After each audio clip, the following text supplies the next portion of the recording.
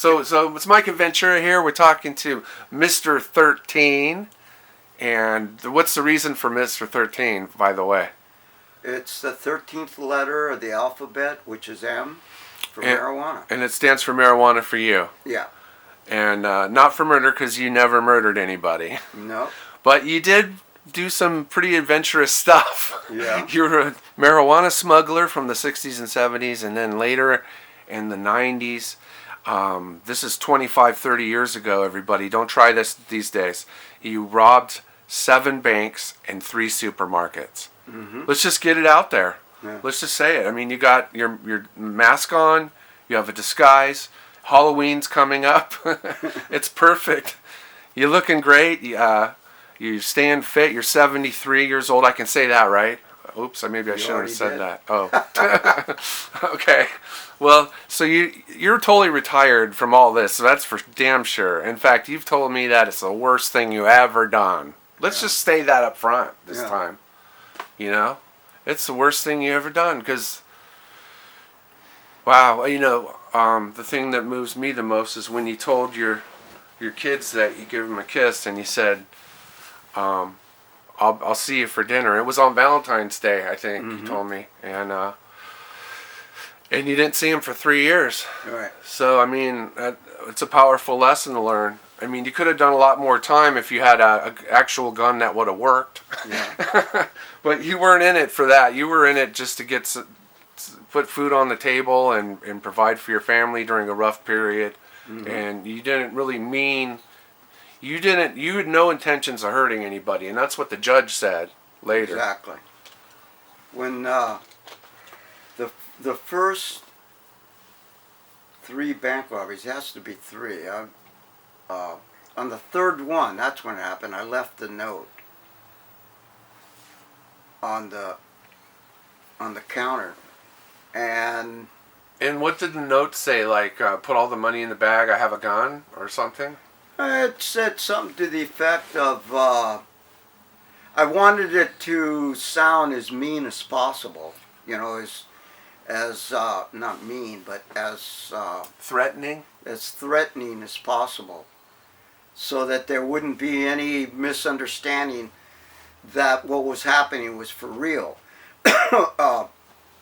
And that, so I tried to make it as threatening as possible. I put down there, give me the money, and that I've already been to prison and I'm not going to go back to prison, so take that into consideration more. Oh, you put that in the note too? Yeah. Wow. Yeah. So they had to take a second or two, look down and read that. Well, it wasn't a lot, but it was, it'd take you, a couple seconds?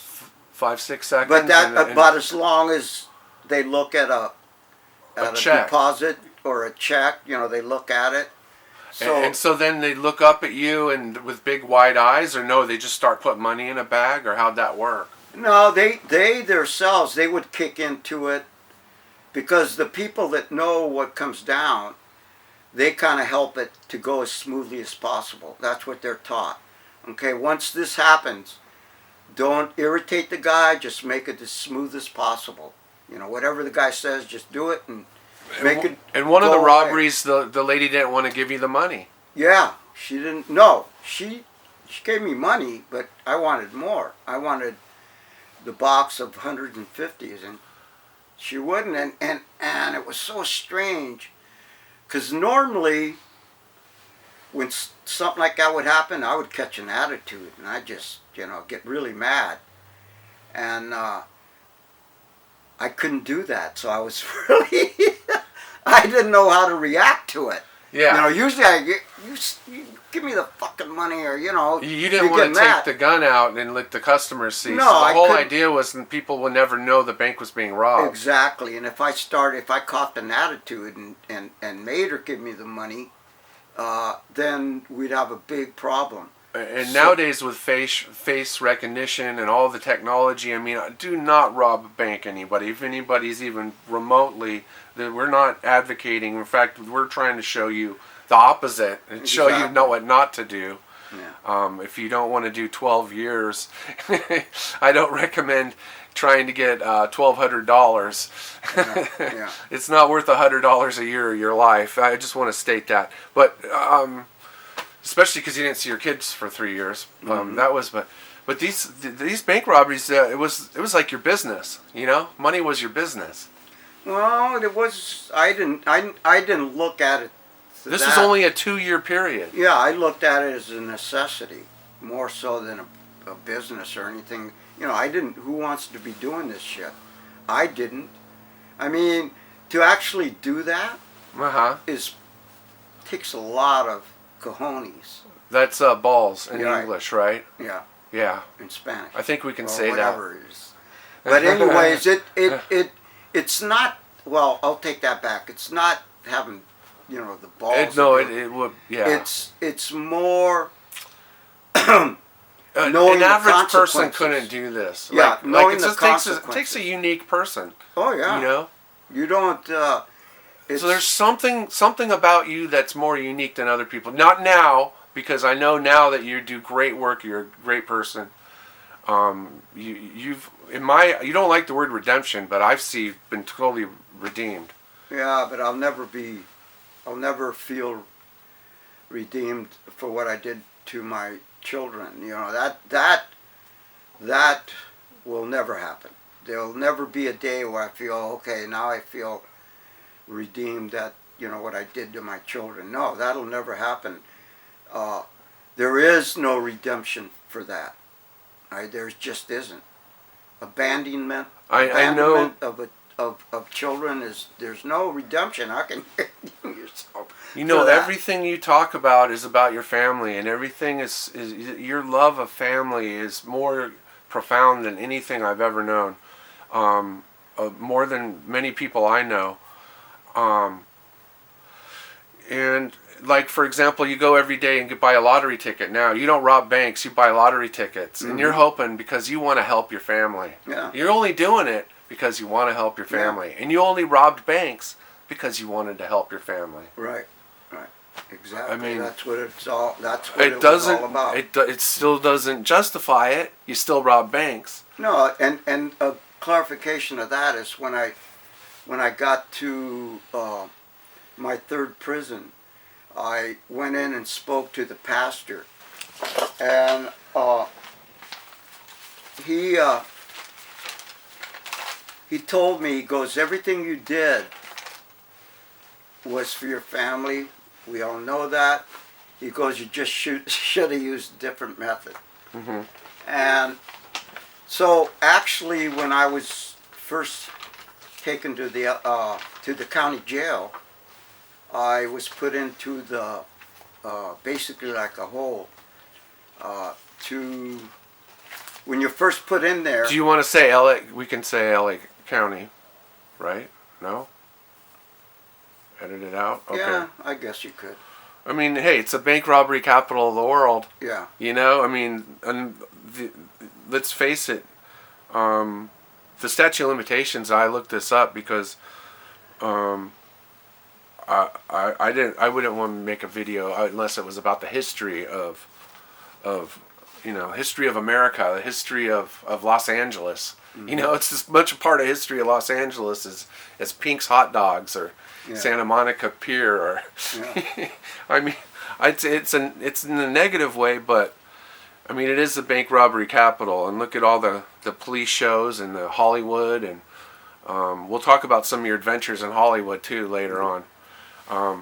But getting back to it, and we know about, the reasons why you felt you had to do it. Of course, looking back, you said you would have got 3 jobs, Yeah, well, when I was put into that lockdown, for 30 days, I knew that the only thing I could think of then was how badly I screwed up.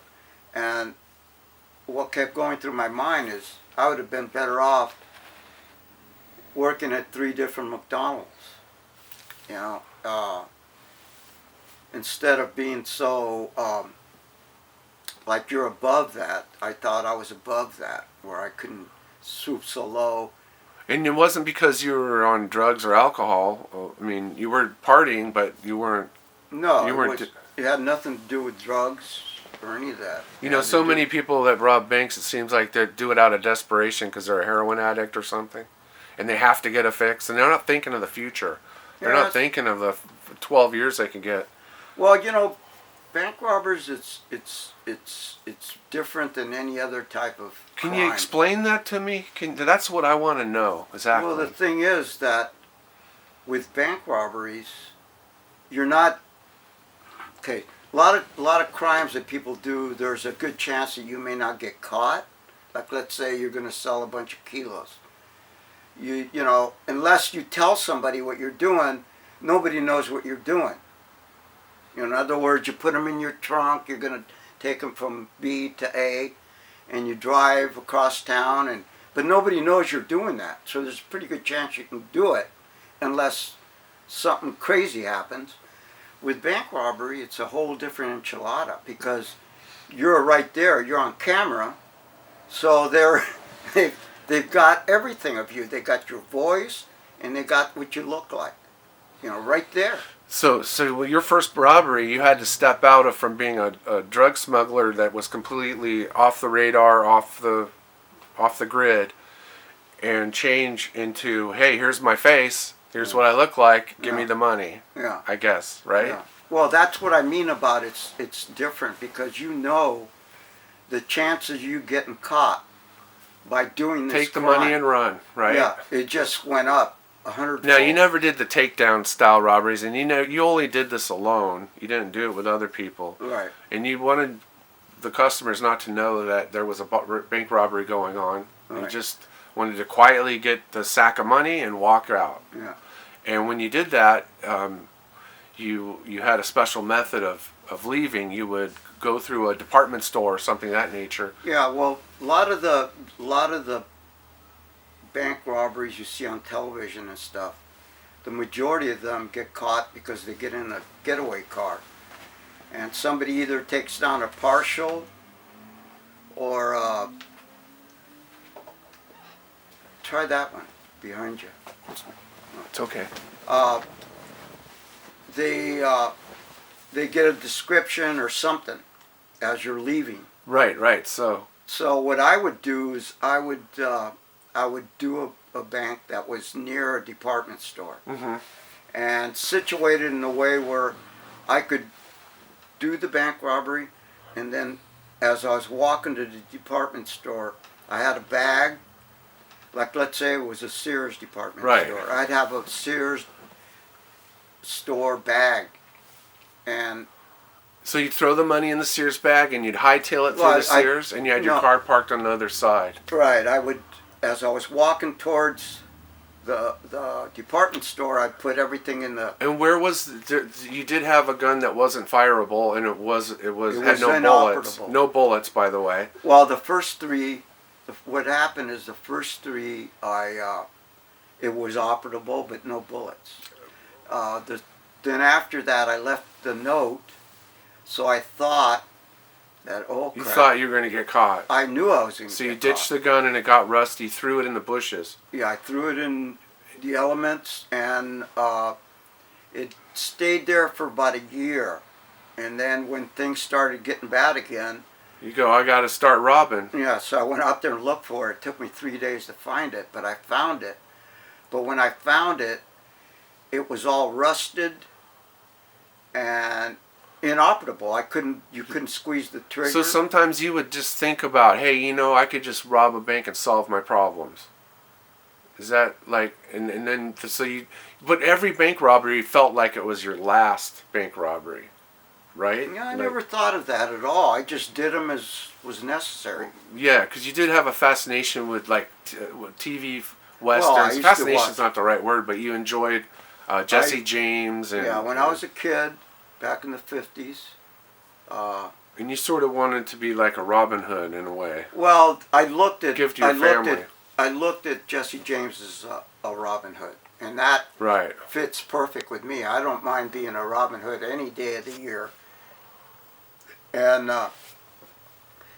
so when I looked at Jesse James, when they would ride into their town, and they, it was either 3 or 4 of them, and they had those long trench coats on and their Winchester sticking out, and I just thought that was so damn cool, because they basically were saying, okay, I'm wearing this trench coat, and I'm going to come in here and rob you guys.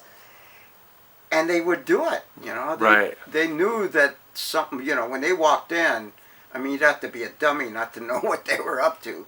3 guys walk in with trench coats. And, Well, those guys are ready to shoot. yeah, those guys were ready to... If a security guard had pulled a gun on you, you would have been out of luck. I mean, not that you would want to shoot anybody. Well, no, what I would have done, I would have, if I was confronted with that, I would have immediately thrown the gun as far away as I could and hit the ground. So I see. Yeah, you would surrender. Yeah. Now, what about when you walked up to the tellers? They're mostly females, I guess, right? And all except for one. And you had a note the first 3 times. Then you stop. You go, no more notes, right? Yeah, when I left the note, and I forgot the note, and then I was talking to a friend of mine, and he said, "Hey, did you see what happened in this certain city?" And I was reading the article, and it said that the guy had left a note, and they got the fingerprints off the note, and the guy was arrested within 2 days. So then the next robbery, did you have to show the gun or anything, or flash the gun? After I found it, after it'd been in the elements for a little over a the year. next 4 robberies. Yeah, I had to. It was pretty bad. And then there was 3 supermarkets after that, but that's a different story. No, these supermarkets were during the last 4. Were happening. Oh, they were in between. Yeah. Intermittent. Oh, I didn't realize they that. were in between. Huh. Because I got to the point where, damn, I'm always showing my face. God, I wish I could do something where I wouldn't have to show my face. So then I started thinking, well, screw it. Why don't you rob markets? So I would get about $1,000 maybe. Right. A little bit over $1,000. It was always $1,000. And what did the tellers? Did they ever look scared or what? No, the tellers did what they were supposed to do. What's about the emotion you felt when you? Nothing. It was just. So you were able to have a disconnect. A disconnect, yeah. I just went in there and it's like. And partly that is from dealing kilos and you just built up like a tolerance to. Yeah, I didn't. You have to act natural. I mean, if you start acting really weird, that's when people pick up on it. Well, that's what I'm thinking is maybe psychologically you have that extra genome that says, hey, I can shut this off and I don't have my adrenal glands shooting like crazy to keep yourself calm while you're standing in line about to rob a bank. Yeah. It takes a certain kind of person to, it's not your average person. So I just wanted to point that out. Well, these stories are fascinating, and we're going to be getting into a lot more. 7 bank robberies, 3 supermarkets, and kidnapping on a Hollywood kidnapping on a moped. and years from the 60s and 70s, dealing kilos of primo Mexican marijuana. I'm trying to be a little more dramatic now. But I think you're going to really enjoy these next videos, so stay tuned, and we'll be seeing you real soon. Okay? Like and comment below. Thank you.